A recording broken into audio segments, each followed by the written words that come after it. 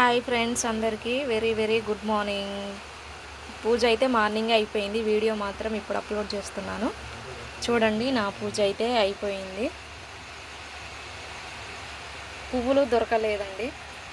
వినాయకుడికి ఇష్టమైన గరక అయితే దొరికింది. చూడండి, అలానే మీకు ఒకటి చూపించాలనుకుంటున్నాను. స్పెషల్గా ఏంటంటే, పాయసం చేయలేదు, వర్షం పడుతుందని. ఇంకా అన్నంలోనే పాలు నెయ్యి వేసి చేశాను, బెల్లం అన్నం చేశాను.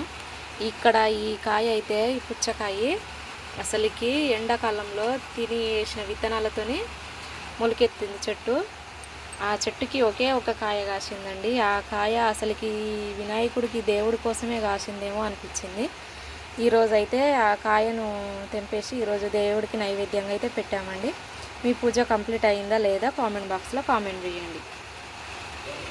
అలానే అందరికీ మరొకసారి వినాయక చవితి శుభాకాంక్షలు.